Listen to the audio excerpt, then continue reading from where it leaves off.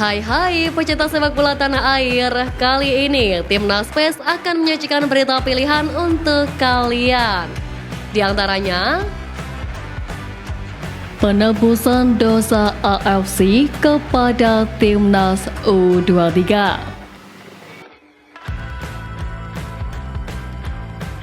FAM tak terima timnasnya dikangkangi Timnas Indonesia.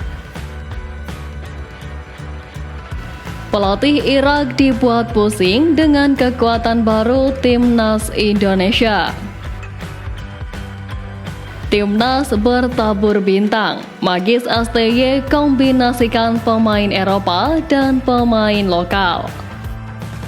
Jadi, simak terus berita Timnas PES selengkapnya.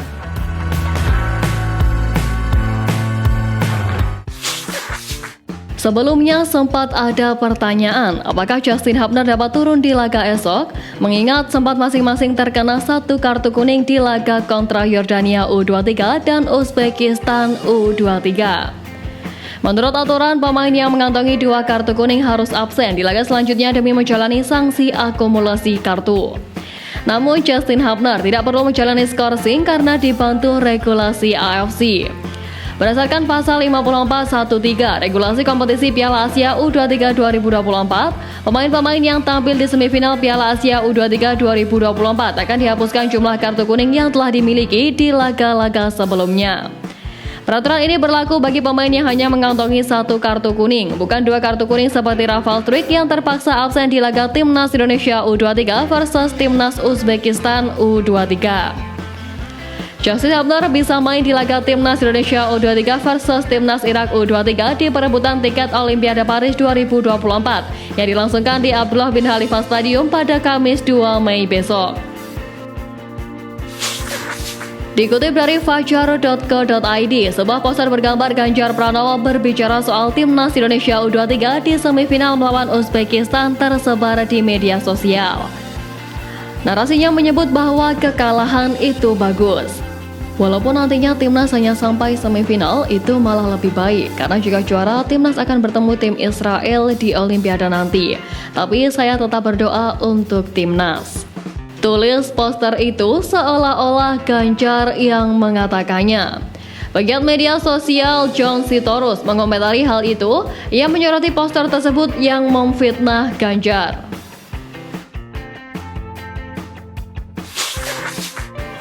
Timnas Indonesia bakal segera merampungkan proses naturalisasi Kelvin Verdong setelah sang pemain diketahui tiba di Indonesia dan bertemu dengan Ketua Umum PSSI Erick Thohir. Andalan FC Nijmegen itu ternyata mantan rekan Ragnar Oratmangun di salah satu klub Belanda. Koneksi keduanya diharapkan mampu terjalin saat membela Timnas Indonesia kelak.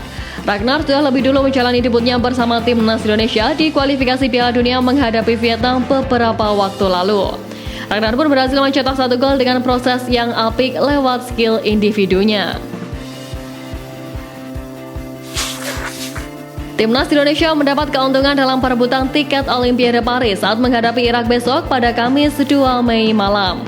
Diketahui Timnas Indonesia akan menghadapi Irak dalam perebutan peringkat 3 terbaik di Piala Asia U23 2024. Pertandingan tersebut bukan hanya mempertaruhkan siapa yang terbaik. Meski tim yang kalah masih punya peluang dengan mengikuti playoff, namun Timnas Indonesia U23 tentu tak ingin menunggu terlalu lama untuk memastikan mentas di Olimpiade Paris 2024 mendatang.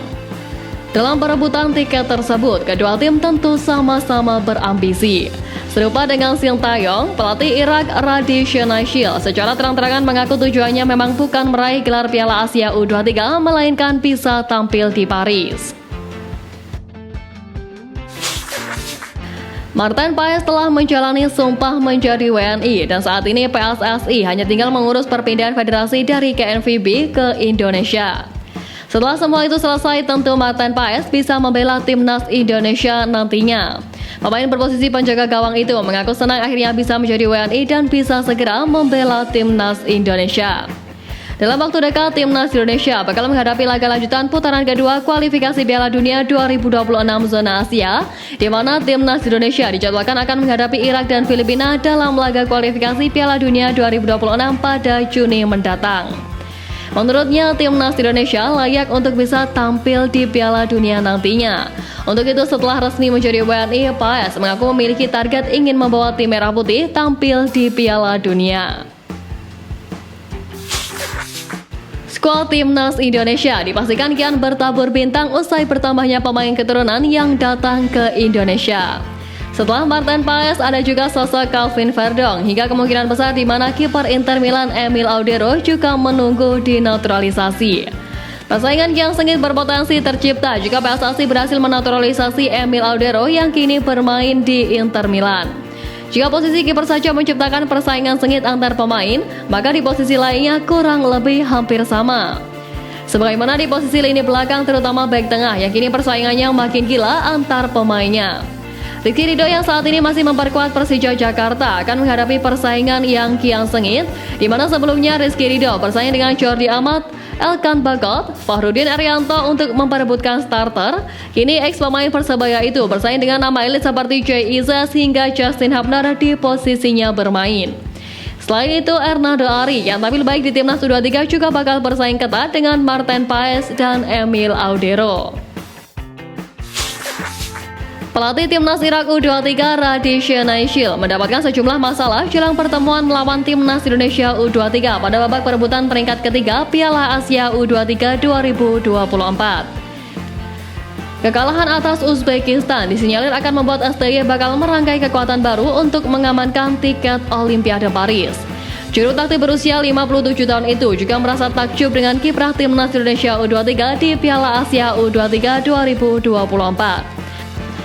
Shanaishil mengakui bahwa skuad Garuda Muda bakal menjadi lawan yang menyulitkan di babak perebutan peringkat ketiga.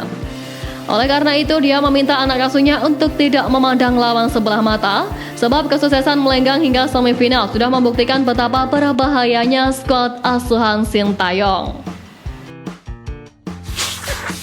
Asosiasi Sepak Bola Malaysia meminta publik sepak bolanya tak terpengaruh berlebihan dengan prestasi timnas Indonesia. Federasi tim tetangga serumpun itu menegaskan ekspektasi terhadap timnas Malaysia dan peringkat dunianya harus realistis. Ranking FIFA Harimau Malaya kini turun ke peringkat 138 setelah sebelumnya mencapai peringkat 130 pada bulan November lalu. Indonesia berdasarkan ranking terbaru 4 April kemarin berada di peringkat ke-134 menyalip Malaysia untuk pertama kalinya dalam 6 tahun. Timnas Indonesia menjadi tim negara paling tinggi kenaikan peringkatnya di antara seluruh anggota FIFA, yakni 8 tingkat dengan jumlah poin juga terbanyak, yakni 30,4 poin. Namun dia mengingatkan, kadang-kadang kami menang dan kadang-kadang kami kalah, tetapi kami tidak boleh turun. Bos Federasi Tim Negeri Jiran itu kemudian menyenggol Indonesia. Menurutnya memang ada masanya Indonesia bagus, tapi ada pula masanya Malaysia lebih bagus.